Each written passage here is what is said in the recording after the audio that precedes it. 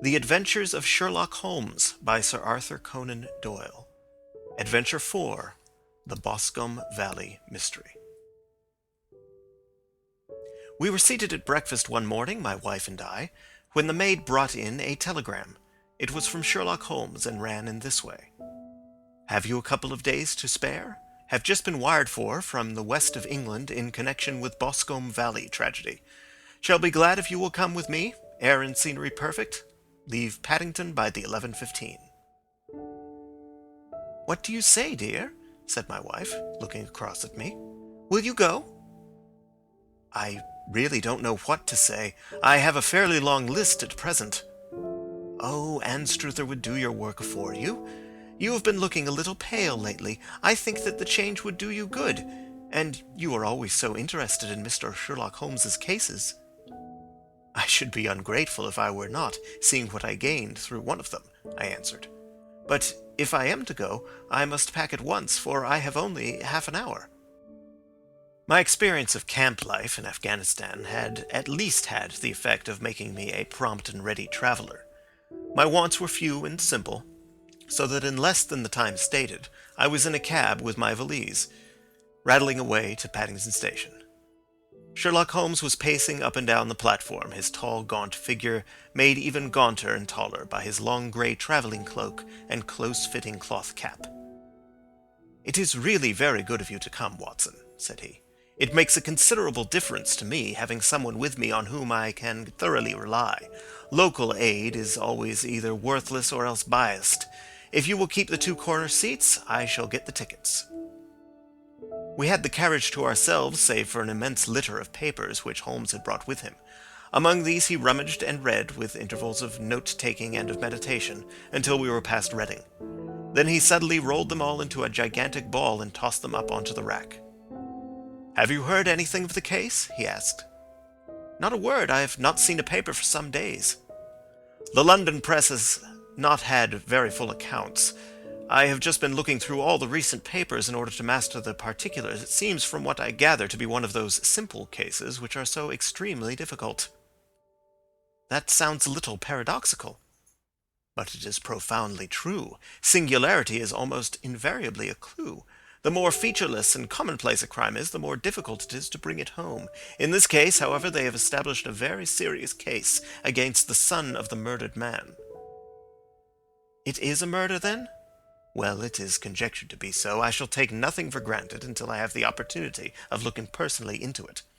I will explain the state of things to you as far as I have been able to understand it in a very few words. Boscombe Valley is a country district not very far from Ross in Herefordshire. The largest landed proprietor in that part is a Mr. John Turner, who made his money in Australia and returned some years ago to the old country. One of the farms which he held, that of Hatherley, was lent to Mr. Charles McCarthy, who was also an ex-Australian. The men had known each other in the colonies, so that it was not unnatural that, when they came to settle down, that they should do so as near each other as possible. Turner was apparently the richer man, so McCarthy became his tenant, but still remained, it seems, upon terms of perfect equality, as they were frequently together. McCarthy had one son, a lad of 18, and Turner had an only daughter of the same age, but neither of them had wives living. They appear to have avoided the society of the neighbouring English families and to have led retired lives, though both the McCarthys were fond of sport and were frequently seen at the race meetings of the neighbourhood. McCarthy kept 2 servants, a man and a girl. Turner had a considerable household, some half-dozen at the least. That is as much as I have been able to gather about the families. Now for the facts. On June 3rd, that is Monday last, McCarthy left his house at Hatherley about 3 in the afternoon and walked down to the Boscombe Pool, which is a small lake formed by the spreading out of the stream which runs down the Boscombe Valley. He had been out with his serving man in the morning at Ross, and he had told the man that he must hurry, as he had an appointment of importance to keep at 3. From that appointment he never came back alive. From Hatherley farmhouse to the Boscombe Pool is a quarter of a mile, and 2 people saw him as he passed over this ground. One was an old woman, whose name is not mentioned, and the other was William Crowder, a gamekeeper in the employ of Mr. Turner. Both these witnesses deposed that Mr. McCarthy was walking alone. The gamekeeper adds that within a few minutes of his seeing Mr. McCarthy pass, he had seen his son, Mr. James McCarthy, going the same way with a gun under his arm. To the best of his belief, the father was actually in sight at the time, and the son was following him. He thought no more of the matter until he heard in the evening of the tragedy that had occurred. The two McCarthys were seen after the time when William Crowder, the gamekeeper, lost sight of them. The Boscombe Pool is thickly wooded round, with just a fringe of grass and of reeds round the edge. A girl of 14, Patience Moran, who is the daughter of the lodgekeeper of the Boscombe Valley estate, was in one of the woods picking flowers. She states that while she was there she saw, at the border of the wood and close by the lake, Mr. McCarthy and his son, and that they appeared to be having a violent quarrel. She heard Mr. McCarthy the elder using very strong language to his son, and she saw the latter raise up his hand as if to strike his father. She was so frightened by their violence that she ran away and told her mother when she reached home that she had left the two McCarthys quarreling near Boscombe Pool, and that she was afraid that they were going to fight. She had hardly said the words when young Mr. McCarthy came running up to the lodge to say that he had found his father dead in the wood, and to ask for the help of the lodgekeeper. He was much excited, without either his gun or his hat, and his right hand and sleeve were observed to be stained with fresh blood. On following him, they found the dead body stretched out upon the grass beside the pool. The head had been beaten in by repeated blows of some heavy and blunt weapon. The injuries were such as might very well have been inflicted by the butt end of his son's gun, which was found lying on the grass within a few paces of the body. Under these circumstances, the young man was instantly arrested, and a verdict of willful murder having been returned at the inquest on Tuesday, he was on Wednesday brought before the magistrates at Ross, who have referred the case to the next assizes. Those are the main facts of the case, as they came out before the coroner and the police court. "I could hardly imagine a more damning case," I remarked. "If ever circumstantial evidence pointed to a criminal, it does so here." "Circumstantial evidence is a very tricky thing," answered Holmes thoughtfully. "It may seem to point very straight to one thing, but if you shift your own point of view a little, you may find it pointing in an equally uncompromising manner to something entirely different. It must be confessed, however, that the case looks exceedingly grave against the young man, and it is very possible that he is indeed the culprit. There are several people in the neighborhood, however, and among them Miss Turner, the daughter of the neighboring landowner, who believe in his innocence, and who have retained Lestrade, whom you may recollect in connection with the study in scarlet, to work out the case in his interest. Lestrade, being rather puzzled, has referred the case to me, and hence it is that two middle-aged gentlemen are flying westward at 50 miles an hour, instead of quietly digesting their breakfasts at home." "I am afraid," said I, "that the facts are so obvious that you will find little credit to be gained out of this case." "There is nothing more deceptive than an obvious fact," he answered, laughing. "Besides, we may chance to hit upon some other obvious facts, which may have been by no means obvious to Mr. Lestrade. You know me too well to think that I am boasting when I say that I shall either confirm or destroy his theory by means which he is quite incapable of employing or even of understanding. To take the first example to hand, I very clearly perceive that in your bedroom the window is upon the right-hand side, and yet I question whether Mr. Lestrade would have noticed even so self-evident a thing as that." "How on earth—" "My dear fellow, I know you well. I know the military neatness which characterizes you. You shave every morning, and in this season you shave by the sunlight. But since your shaving is less and less complete as we get farther back on the left side, until it becomes positively slovenly as we get round the angle of the jaw, it is surely very clear that that side is less illuminated than the other. I could not imagine a man of your habits looking at himself in an equal light and being satisfied with such a result. I only quote this as a trivial example of observation and inference. Therein lies my métier, and it is just possible that it may be of some service in the investigation which lies before us. There are one or two minor points which are brought out in the inquest and which are worth considering." "What are they?" "It appears that his arrest did not take place at once, but after the return to Hatherley Farm. On the inspector of constabulary informing him that he was a prisoner, he remarked that he was not surprised to hear it, and that it was no more than his deserts. This observation of his had the natural effect of removing any traces of doubt which might have remained in the minds of the coroner's jury. "It was a confession!" I ejaculated. "No, for it was followed by a protestation of innocence. Coming on top of such a damning series of events, it was at the least a most suspicious remark." "On the contrary," said Holmes, "it is the brightest rift which I can at present see in the clouds. However innocent he might be, he could not be such an absolute imbecile as not to see that the circumstances were very black against him. Had he appeared surprised at his own arrest, or feigned indignation at it, I should have looked upon it as highly suspicious, because such surprise or anger would not be natural under the circumstances, and yet might appear to be the best policy to a scheming man. His frank acceptance of the situation marks him as either an innocent man, or else as a man of considerable self-restraint and firmness. As to his remark about his deserts, it was also not unnatural, if you consider that he stood beside the dead body of his father, and that there is no doubt that he had that very day so far forgotten his filial duty as to bandy words with him, and even, according to the little girl whose evidence is so important, to raise his hand as if to strike him.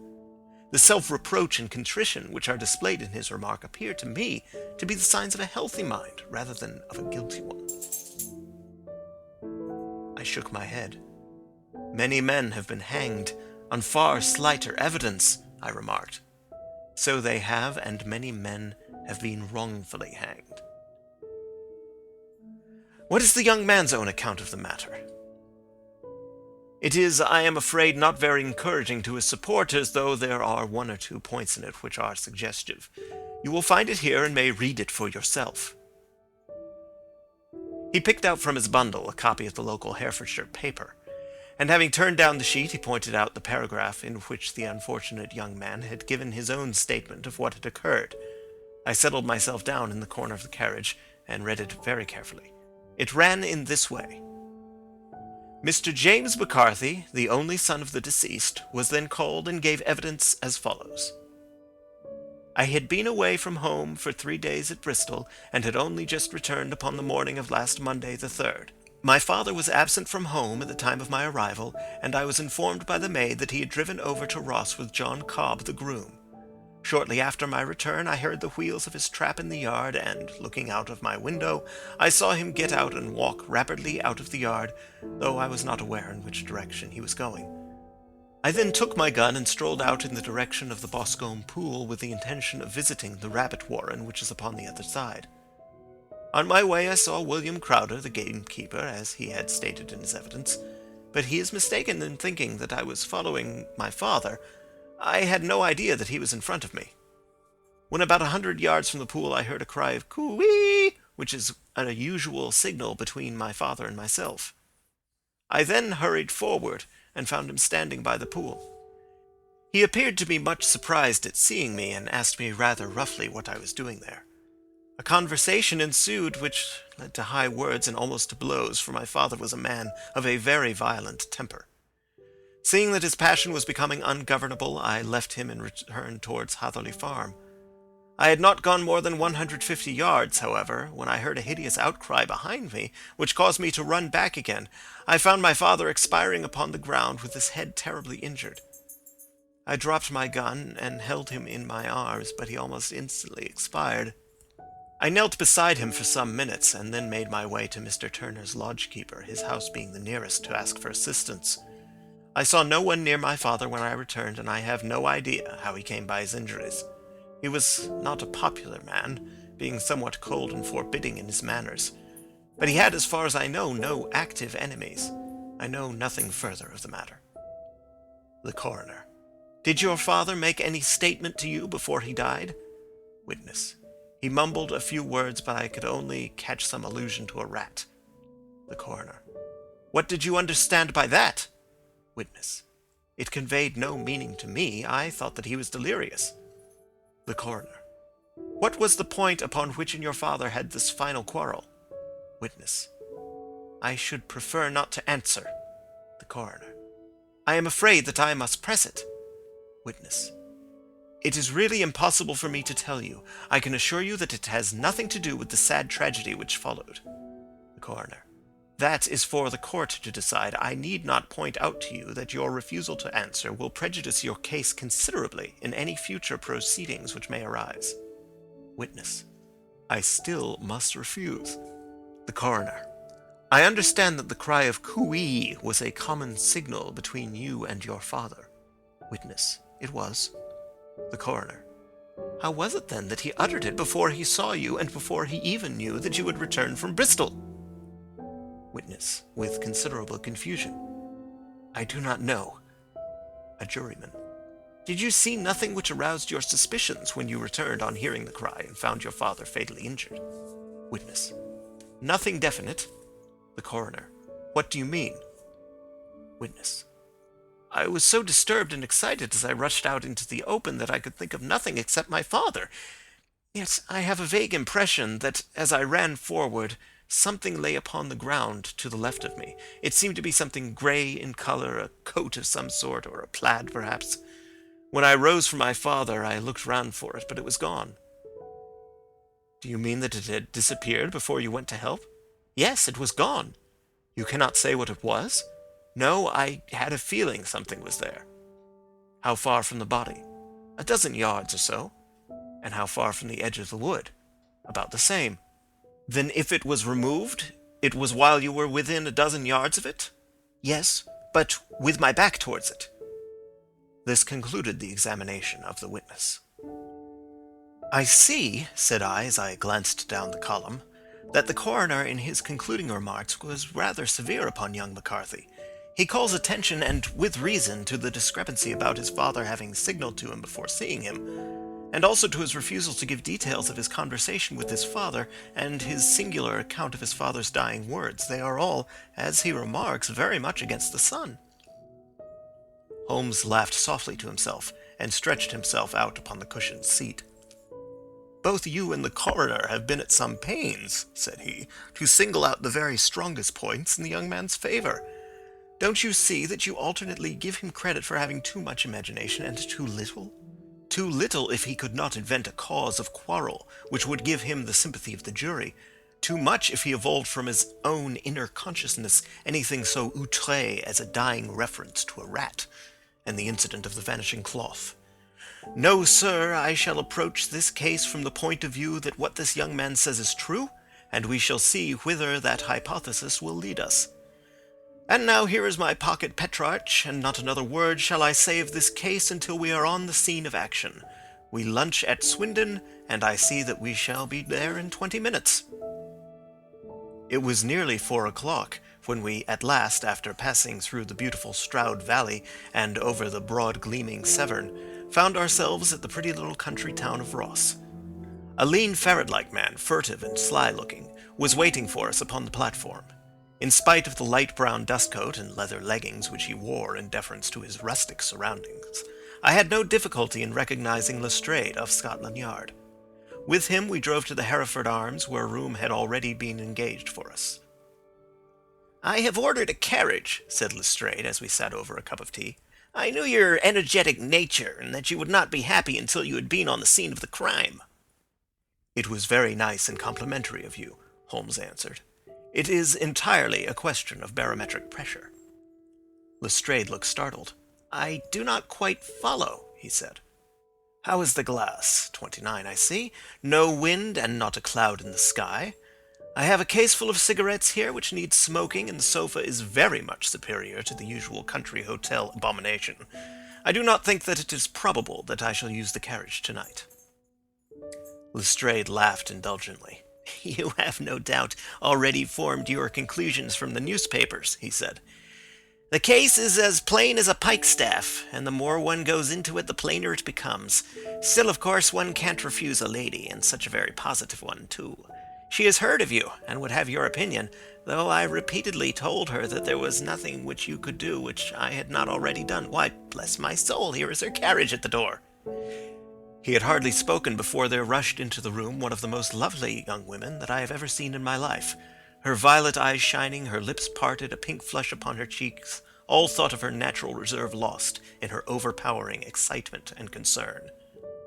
"Oh, Mr. Sherlock Holmes!" she cried, glancing from one to the other of us, and finally with a woman's quick intuition fastening upon my companion. "I am so glad that you have come.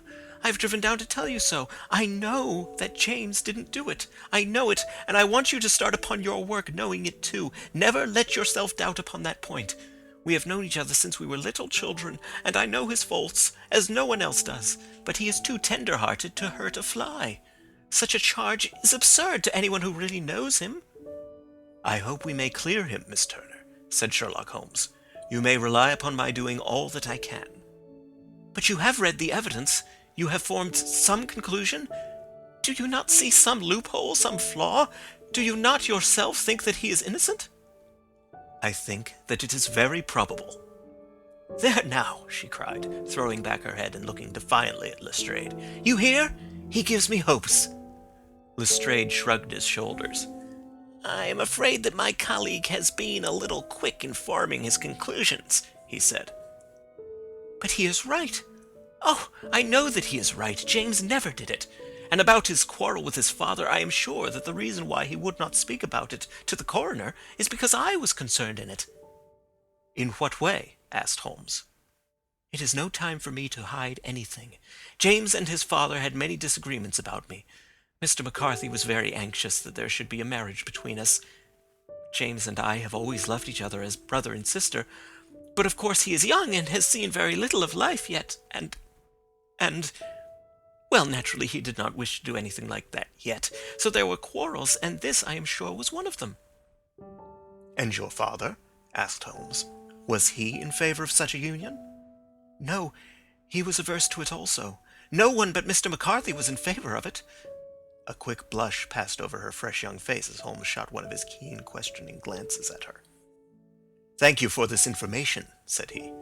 "May I see your father if I call tomorrow?" "I am afraid the doctor won't allow it." "The doctor?" "Yes. Have you not heard? Poor father has never been strong for years back, but this has broken him down completely. He is taken to his bed, and Dr. Willows says that he is a wreck, and that his nervous system is shattered. Mr. McCarthy was the only man alive who had known Dad in the old days in Victoria." "Ha! In Victoria, that is important." "Yes, at the mines." "Quite so, at the gold mines, where, as I understand, Mr. Turner made his money." "Yes, certainly." "Thank you, Miss Turner. You have been of material assistance to me." "You will tell me if you have any news tomorrow. No doubt you will go to the prison to see James. Oh, if you do, Mr. Holmes, do tell him that I know him to be innocent." "I will, Miss Turner." "I must go home now, for Dad is very ill, and he misses me so if I leave him. Goodbye, and God help you in your undertaking." She hurried from the room as impulsively as she had entered, and we heard the wheels of her carriage rattle off down the street. "I am ashamed of you, Holmes," said Lestrade with dignity after a few minutes' silence.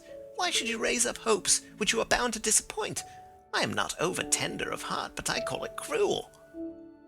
"I think that I see my way to clearing James McCarthy," said Holmes. "Have you an order to see him in prison?" "Yes, but only for you and me." "Then I shall reconsider my resolution about going out. We have still time to take a train to Hereford and see him tonight?" "Ample." "Then let us do so. Watson, I fear that you will find it very slow, but I shall only be away a couple of hours." I walked down to the station with them, and then wandered through the streets of the little town, finally returning to the hotel, where I lay upon the sofa, and tried to interest myself in a yellow-backed novel.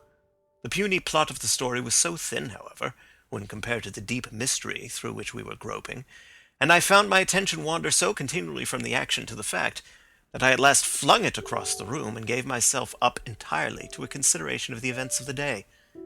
Supposing that this unhappy young man's story were absolutely true, then what hellish thing, what absolutely unforeseen and extraordinary calamity could have occurred between the time when he parted from his father and the moment when, drawn back by his screams, he rushed into the glade?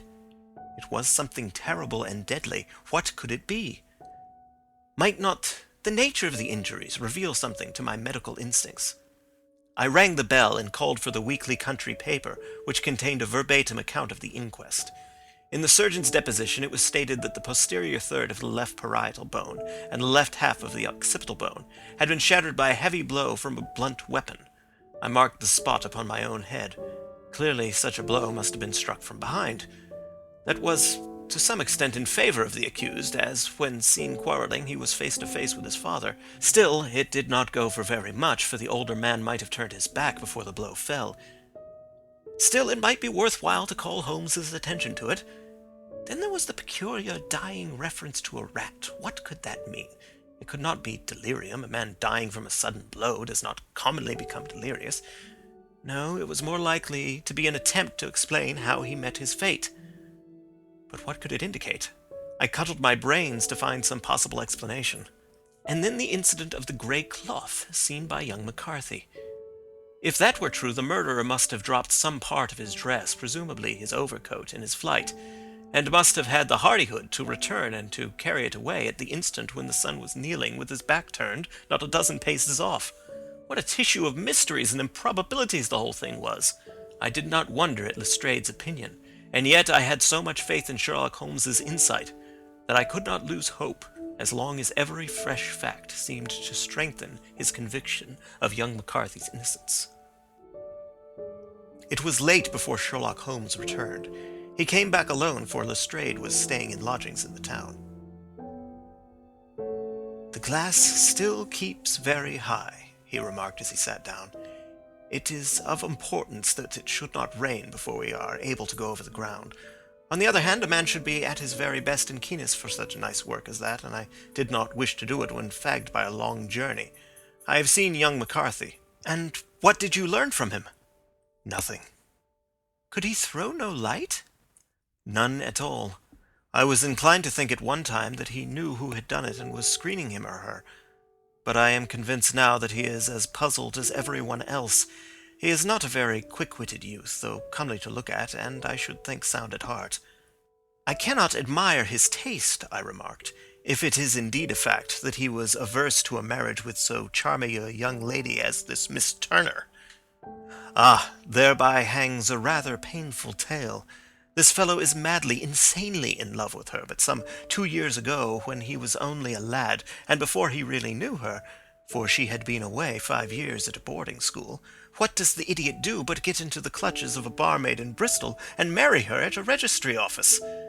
No one knows a word of the matter, but you can imagine how maddening it must be to him to be upbraided for not doing what he would give his very eyes to do, but which he knows to be absolutely impossible.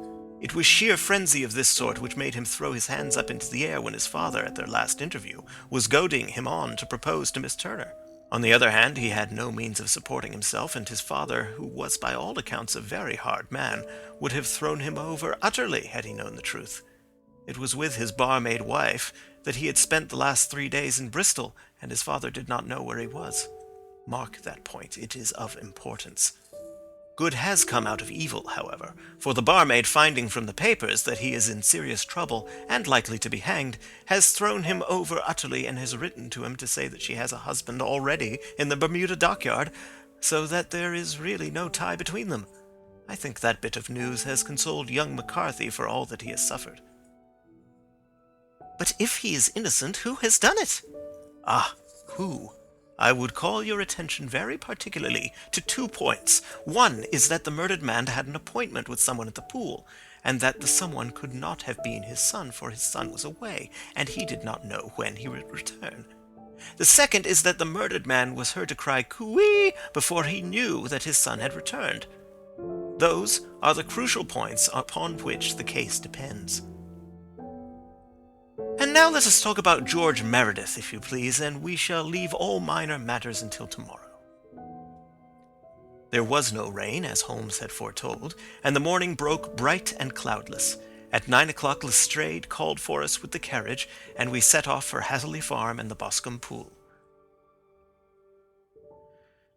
"There is serious news this morning," Lestrade observed. "It is said that Mr. Turner of the Hole is so ill that his life is despaired of." "An elderly man, I presume?" said Holmes. "About 60. But his constitution has been shattered by his life abroad, and he has been in failing health for some time. This business has had a very bad effect upon him. He was an old friend of McCarthy's, and, I may add, a great benefactor to him, for I have learned that he gave him Hatherley Farm rent-free." "Indeed, that is interesting," said Holmes. "Oh, yes. In 100 other ways he has helped him. Everybody about here speaks of his kindness to him." Really? Does it not strike you as a little singular that this McCarthy, who appears to have had little of his own, and to have been under such obligations to Turner, should still talk of marrying his son to Turner's daughter, who is presumably heiress to the estate, and that in such a very cocksure manner, as if it were merely a case of proposal and all else would follow? It is the more strange since we know that Turner himself was averse to the idea. The daughter told us as much. Do you not deduce something from that? We have got to the deduces and the inferences, said Lestrade, winking at me. I find it hard enough to tackle facts home without flying away after theories and fancies. You are right, said Holmes demurely. You do find it very hard to tackle the facts. Anyhow, I have grasped one fact which you seem to find it difficult to get hold of, replied Lestrade with some warmth. And that is? That McCarthy Sr. met his death from McCarthy Jr., and that all theories to the contrary are the merest moonshine. Well, moonshine is a brighter thing than fog, said Holmes, laughing. But I am very much mistaken if this is not Hatherley Farm upon the left. Yes, that is it. It was a widespread, comfortable-looking building, 2-storied, slate-roofed, with great yellow blotches of lichen upon the grey walls. The drawn blinds and the smokeless chimneys, however, gave it a stricken look, as though the weight of this horror still lay heavy upon it. We called at the door, when the maid, at Holmes's request, showed us the boots which her master wore at the time of his death, and also a pair of the son's, though not the pair which he had then had. Having measured these very carefully from 7 or 8 different points, Holmes desired to be led to the courtyard, from which we all followed the winding track which led to Boscombe Pool. Sherlock Holmes was transformed when he was hot upon such a scent as this. Men who had only known the quiet thinker and logician of Baker Street would have failed to recognize him. His face flushed and darkened. His brows were drawn into 2 hard black lines, while his eyes shone out from beneath them with a steely glitter. His face was bent downward, his shoulders bowed, his lips compressed, and the veins stood out like whipcord in his long sinewy neck. His nostrils seemed to dilate with a purely animal lust for the chase, and his mind was so absolutely concentrated upon the matter before him that a question or remark fell unheeded upon his ears, or at the most only provoked a quick, impatient snarl in reply. Swiftly and silently he made his way along the track which ran through the meadows, and so by way of the woods to the Boscombe Pool. It was damp, marshy ground, as is all that district, and there were marks of many feet, both upon the path and amid the short grass which bounded it on either side. Sometimes Holmes would hurry on, sometimes stop dead, and once he made quite a little detour into the meadow. Lestrade and I walked behind him, the detective indifferent and contemptuous, while I watched my friend with the interest which sprang from the conviction that every one of his actions was directed towards a definite end. The Boscombe Pool, which is a little reed-girt sheet of water some 50 yards across, is situated at the boundary between the Hatherley Farm and the private park of the wealthy Mr. Turner. Above the woods which lined it upon the farther side, we could see the red, jutting pinnacles which marked the site of the rich landowner's dwelling. On the Hatherley side of the pool, the woods grew very thick, and there was a narrow belt of sodden grass 20 paces across between the edge of the trees and the reeds which lined the lake. Lestrade showed us the exact spot at which the body had been found, and indeed so moist was the ground that I could plainly see the traces which had been left by the fall of the stricken man. To Holmes, as I could see by his eager face and peering eyes, very many other things were to be read upon the trampled grass. He ran round, like a dog who was picking up a scent, and then turned upon my companion. "What did you go into the pool for?" he asked. "I fished about with a rake. I thought there might be some weapon or other trace, but how on earth—" "Oh, tut, tut, I have no time. That left foot of yours with its inward twist is all over the place. A mole could trace it, and there it vanishes among the reeds. Oh, how simple it would have all been had I been here before they came like a herd of buffalo and wallowed all over it. Here is where the party with the lodge-keeper came, and they have covered all tracks for 6 or 8 feet round the body. But here are 3 separate tracks of the same feet." He drew out a lens and lay down upon his waterproof to have a better view, talking all the time rather to himself than to us. "These are young McCarthy's feet.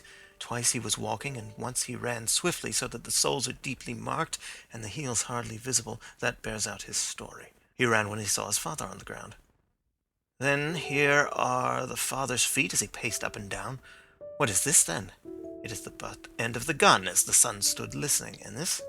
Ha ha! What have we here? Tiptoes, tiptoes square, too. Quite unusual boots. They come, they go, they come again. Of course, that was for the cloak. Now, where did they come from? He ran up and down, sometimes losing, sometimes finding the track, until we were well within the edge of the wood and under the shadow of a great beech, the largest tree in the neighborhood.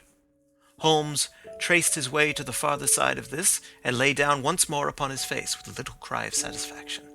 For a long time he remained there, turning over the leaves and dried sticks, gathering up what seemed to me to be dust into an envelope, and examining with his lens not only the ground, but even the bark of the tree as far as he could reach. A jagged stone was lying among the moss, and this he also carefully examined and retained. Then he followed a pathway through the wood until he came to the high road, where all traces were lost. "It has been a case of considerable interest," he remarked, returning to his natural manner. "I fancy that this grey house on the right must be the lodge. I think that I will go in and have a word with Moran, and perhaps write a little note. Having done that, we may drive back to our luncheon. You may walk to the cab, and I shall be with you presently." It was about 10 minutes before we regained our cab and drove back into Ross, Holmes still carrying with him the stone which he had picked up in the wood. "This may interest you, Lestrade," he remarked, holding it out. "The murder was done with it." "I see no marks." "There are none." "How do you know, then?" "The grass was growing under it. It had only lain there a few days.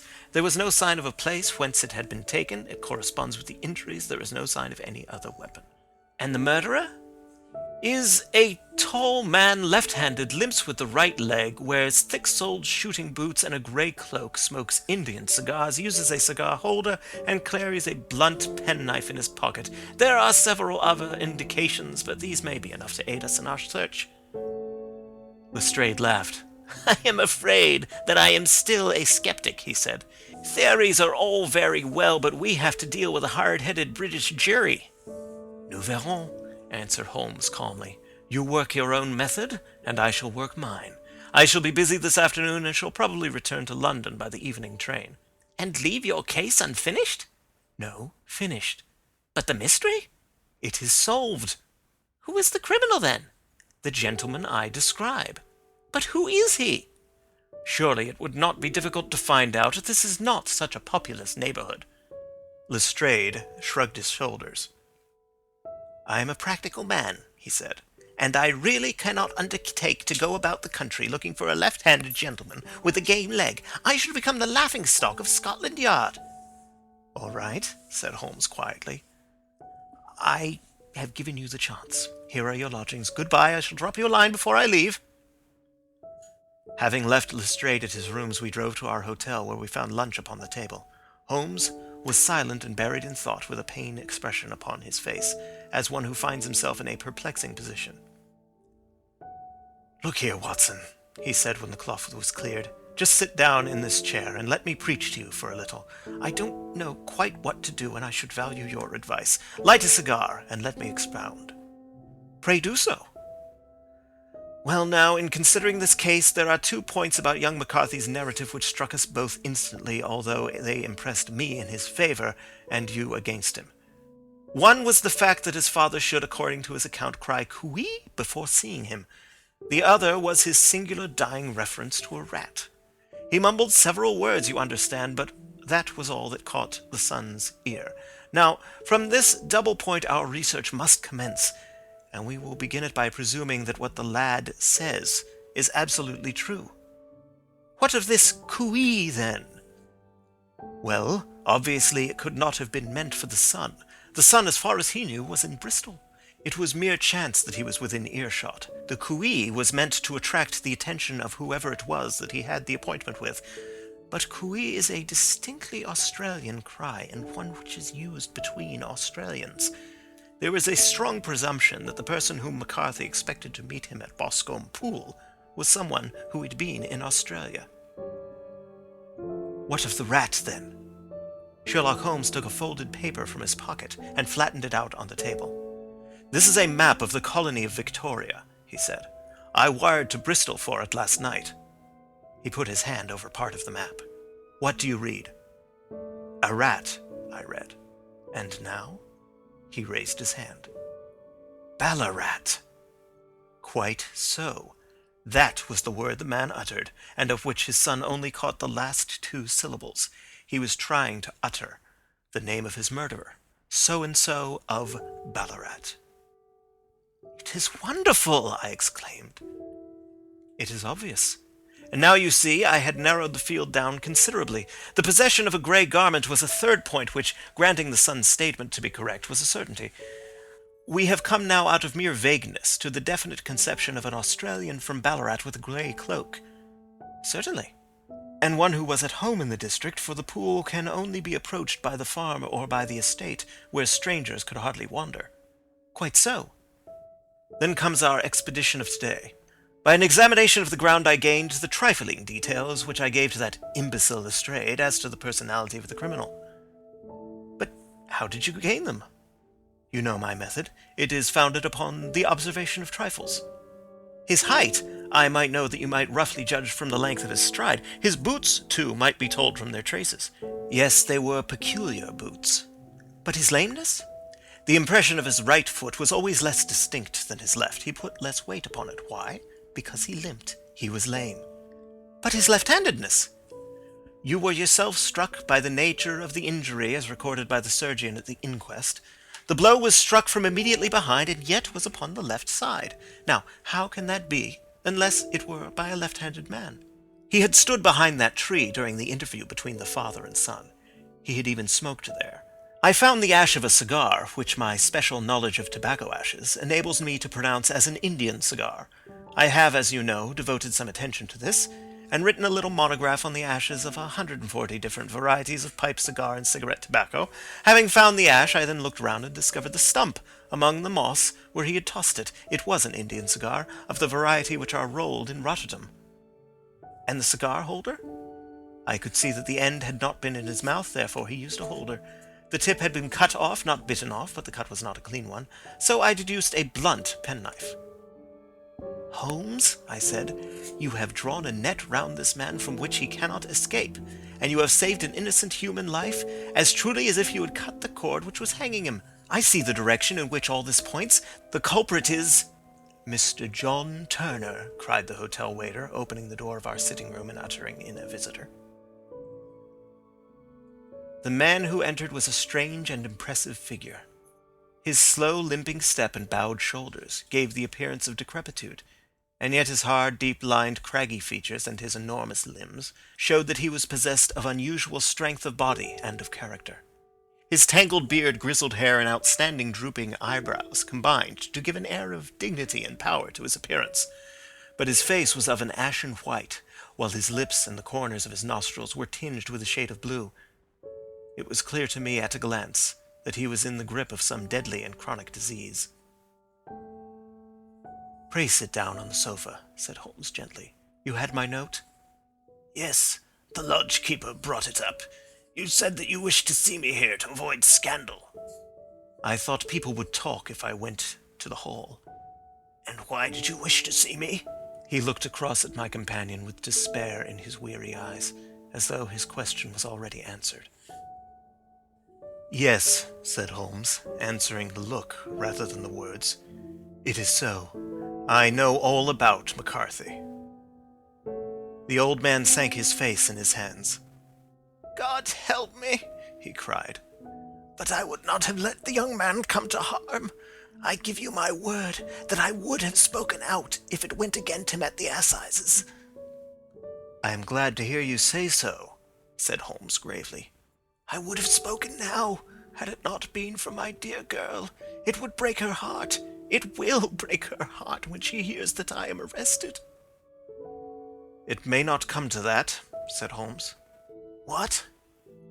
"I am no official agent. I understand that it was your daughter who required my presence here, and I am acting in her interests. Young McCarthy must be got off, however." "I am a dying man," said old Turner. "I have had diabetes for years. My doctor says it is a question whether I shall live a month. Yet I would rather die under my own roof than in a jail." Holmes rose and sat down at the table with his pen in his hand and a bundle of paper before him. "Just tell us the truth," he said. "I shall jot down the facts, you will sign it, and Watson here can witness it.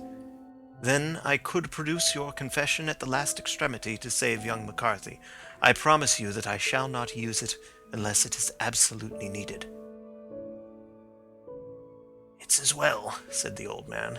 "It's a question whether I shall live to the assizes, so it matters little to me, but I should wish to spare Alice the shock. And now I will make the thing clear to you. It has been a long time in the acting, but it will not take me long to tell. You didn't know this dead man, McCarthy. He was a devil incarnate, I tell you that. God keep you out of the clutches of such a man as he. His grip has been upon me these 20 years, and he has blasted my life. I'll tell you first how I came to be in his power. It was in the early 60s at the diggings. I was a young chap then, hot-blooded and reckless, ready to turn my hand at anything. I got among bad companions, took to drink, had no luck with my claim, took to the bush, and in a word became what you would call over here a highway robber. There were 6 of us, and we had a wild, free life of it, sticking up a station from time to time, or stopping the wagons on the road to the diggings. Black Jack of Ballarat was the name I went under, and our party is still remembered in the colony as the Ballarat Gang. One day, a gold convoy came down from Ballarat to Melbourne, and we lay in wait for it and attacked it. There were 6 troopers and 6 of us, so it was a close thing, but we emptied 4 of their saddles at the first volley. 3 of our boys were killed, however, before we got the swag. I put my pistol to the head of the wagon driver, who was this very man McCarthy. I wished to the Lord that I had shot him then, but I spared him, though I saw his wicked little eyes fixed on my face as though to remember every feature. We got away with the gold, became wealthy men, and made our way over to England without being suspected. There I parted from my old pals and determined to settle down to a quiet and respectable life. I bought this estate, which chanced to be in the market, and I set myself to do a little good with my money to make up for the way in which I had earned it. I married too, and though my wife died young, she left me my dear little Alice. Even when she was just a baby, her wee hand seemed to lead me down the right path as nothing else had ever done. In a word, I turned over a new leaf and did my best to make up for the past. All was going well when McCarthy laid his grip upon me. I had gone up to town about an investment, and I met him in Regent Street with hardly a coat to his back or a boot to his foot. "Here we are, Jack," says he, touching me on the arm. "We'll be as good as a family to you. There's 2 of us, me and my son, and you can have the keeping of us.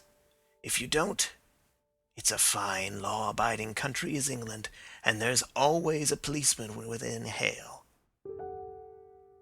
Well, down they came to the West Country. There was no shaking them off, and there they have lived rent-free on my best land ever since. There was no rest for me, no peace, no forgetfulness. Turn where I would, there was his cunning, grinning face at my elbow. It grew worse as Alice grew up, for he soon saw I was more afraid of her knowing my past than of the police. Whatever he wanted he must have, and whatever it was I gave him, without question.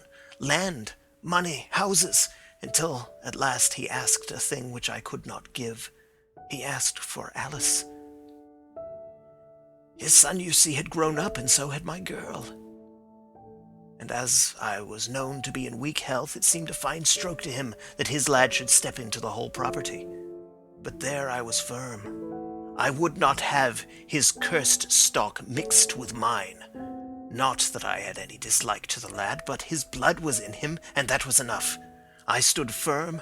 McCarthy threatened. I braved him to do his worst. We were to meet at the pool midway between our houses to talk it over.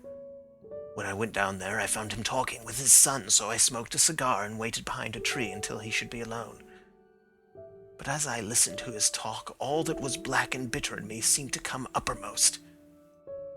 He was urging his son to marry my daughter with as little regard for what she might think, as if she were a slut from off the streets. It drove me mad to think that I and all that I held most dear should be in the power of such a man as this. Could I not snap the bond? I was already a dying and desperate man. Though clear of mind and fairly strong of limb, I knew that my own fate was sealed.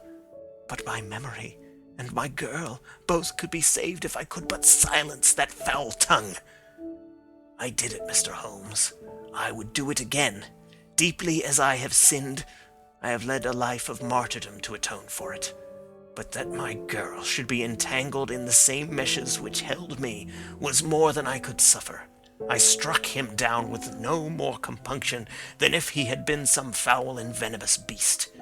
His cry brought back his son, but I had gained the cover of the wood, though I was forced to go back to fetch the cloak which I had dropped in my flight. That is the true story, gentlemen, of all that occurred. Well, it is not for me to judge you, said Holmes, as the old man signed the statement which had been drawn out. I pray that we may never be exposed to such a temptation. I pray not, sir. And what do you intend to do? In view of your health? Nothing. You are yourself aware that you will soon have to answer for your deed at a higher court than the assizes. I will keep your confession, and if McCarthy is condemned, I shall be forced to use it. If not, it shall never be seen by mortal eye, and your secret, whether you be alive or dead, shall be safe with us. Farewell, then, said the old man solemnly. Your own deathbeds, when they come, will be the easier for the thought of the peace which you have given to mine. Tottering and shaking in all his giant frame, he stumbled slowly from the room. God help us, said Holmes after a long silence. Why does fate play such tricks with poor, helpless worms? I never hear of such a case as this that I do not think of Baxter's words and say, there, but for the grace of God, goes Sherlock Holmes. James McCarthy was acquitted at the assizes on the strength of a number of objections which had been drawn out by Holmes and submitted to the defending counsel. Old Turner lived for 7 months after our interview, but he is now dead, and there is every prospect that the son and daughter may come to live happily together in ignorance of the black cloud which rests upon their past. End of Adventure 4, The Boscombe Valley Mystery.